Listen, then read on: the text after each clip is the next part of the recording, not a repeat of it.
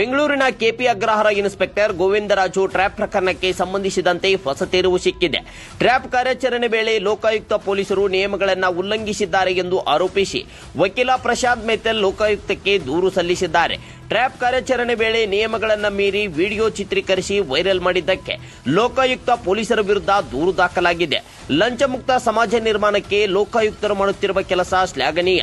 ಆದರೆ inspector Govindaraju trap ಪ್ರಕರಣದಲ್ಲಿ ಲೋಕಾಯುಕ್ತ ಸಿಬ್ಬಂದಿ ಮತ್ತು ಅಧಿಕಾರಿಗಳು ಕಾನೂನು ಪಾಲನೆ ಮಾಡಿಲ್ಲ ಎಂದು ದೂರಿನಲ್ಲಿ ಉಲ್ಲೇಖಿಸಲಾಗಿದೆ. ಟ್ರ್ಯಾಪ್ ಕಾರ್ಯಾಚರಣೆ ವೇಳೆ ಹೋಂಗಾರ್ಡ್ ಒಬ್ಬರು ಸೆಲ್ಫಿ ವಿಡಿಯೋ ಮಾಡಿ ಸಾಮಾಜಿಕ ಜಾಲತಾಣಗಳಲ್ಲಿ ವೈರಲ್ ಮಾಡಿದ್ದಾರೆ. ಈ ರೀತಿ ವಿಡಿಯೋ ಚಿತ್ರೀಕರಿಸಲು ಮತ್ತು ವೈರಲ್ ಮಾಡಲು ಅವರಿಗೆ ಯಾರು ಅನುಮತಿ ನೀಡಿದ್ರು ಎಂದು ದೂರಿನಲ್ಲಿ ಪ್ರಶ್ನೆ ಮಾಡಲಾಗಿದೆ. ಈ ವಿಡಿಯೋ ವೈರಲ್ ಆದ ಕಾರಣ ಇನ್ಸ್ಪೆಕ್ಟರ್ ಗೋವಿಂದರಾಜು ಅವರ ಕುಟುಂಬಕ್ಕೆ ತೀವ್ರ ನೋವಾಗಿದೆ.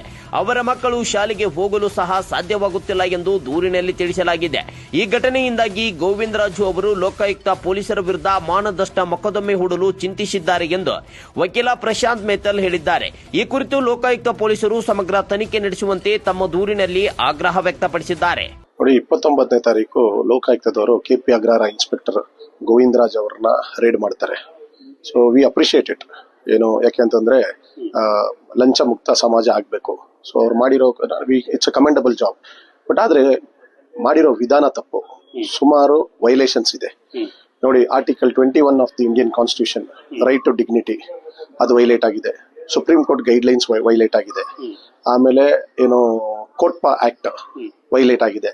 ಮತ್ತೆ ಡಿಪಾರ್ಟ್ಮೆಂಟಲ್ ಪಾಲಿಸೀಸ್ ವೈಲೇಟ್ ಆಗಿದೆ.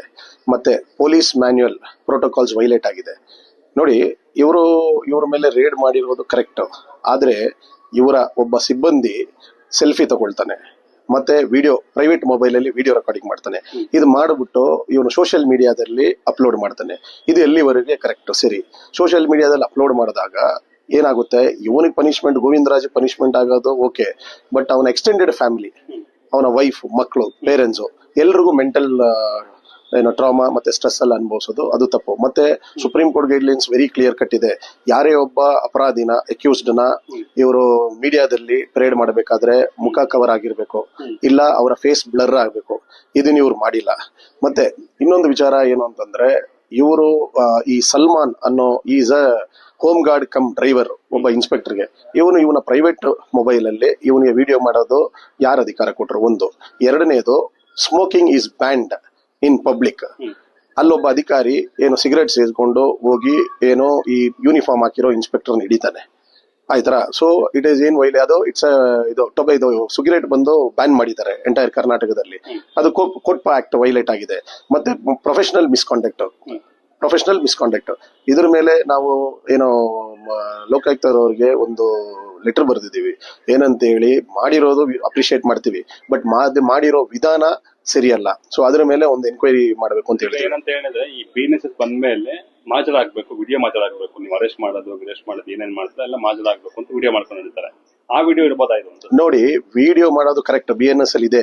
ವಿಡಿಯೋ ಮಾಡೋದು ಏನಕ್ಕೆ ವಿಡಿಯೋ ಮಾಡಬೇಕು? ಅಕೌಂಟಬಿಲಿಟಿ, ಟ್ರಾನ್ಸ್ಪರೆನ್ಸಿ ವಿಡಿಯೋ ಮಾಡಬೇಕು. ಇವರು ಸಿಕ್ಕಿರೋರೆಲ್ಲ ಎಷ್ಟು ಮೊಬೈಲ್ಗಳು ಅಲ್ಲಿ ಸಿಕ್ಕಿರೋರೆಲ್ಲ ವಿಡಿಯೋ ಮಾಡಿ, ಪ್ರೈವೇಟ್ ಮೊಬೈಲ್ ಅಲ್ಲಿ ವಿಡಿಯೋ ಮಾಡಿ ಅಂತ ಹೇಳಿದ್ರೆ, ಮತ್ತೆ ಅಪ್ಲೋಡ್ ಮಾಡಿ ಅಂತ ಹೇಳಿದ್ದಾರೆ. ಸೋಷಿಯಲ್ ಮೀಡಿಯಾ ಅಪ್ಲೋಡ್ ಮಾಡಿ ಅಂತ ಹೇಳಿದ್ಯಾ? ಅದು ವೈಲೇಷನ್ ಅಲ್ಲ ಅದು. ಈಗ ಈ ಕುಟುಂಬದವರಿಗೆ ನಾವು ಸಂಪರ್ಕ ಮಾಡಿದ್ರೆ, ಯಾಕಂದ್ರೆ ಕುಟುಂಬದವ್ರ ಬಗ್ಗೆ ನಾವು ಕೂಡ ಯೋಚನೆ ಮಾಡ್ಬೇಕಾಗತ್ತೆ. ಯಾಕಂದ್ರೆ ಫ್ಯಾಮಿಲಿ ಇರುತ್ತೆ, ಮಕ್ಳು ಇರ್ತಾರೆ. ಈಗ ಮಕ್ಕಳು ಅವ್ರ ಸ್ಕೂಲ್ಗೆ ಹೆಂಗ್ ಹೋಗ್ತಾರೆ? ಹೆಂಗ್ ತೋರಿಸ್ತಾರೆ? ಅವ್ರ ಮಿಸಸ್, ತಂದೆ ತಾಯಿ ಎಲ್ಲ ಹೆಂಗ್ ತೋರಿಸ್ತಾರೆ? ಆಗ್ತಾರೆ, ಡೆಫಾಮೇಶನ್ ಆಗ್ತಾರೆ ಇದ್ರ ಮೇಲೆ.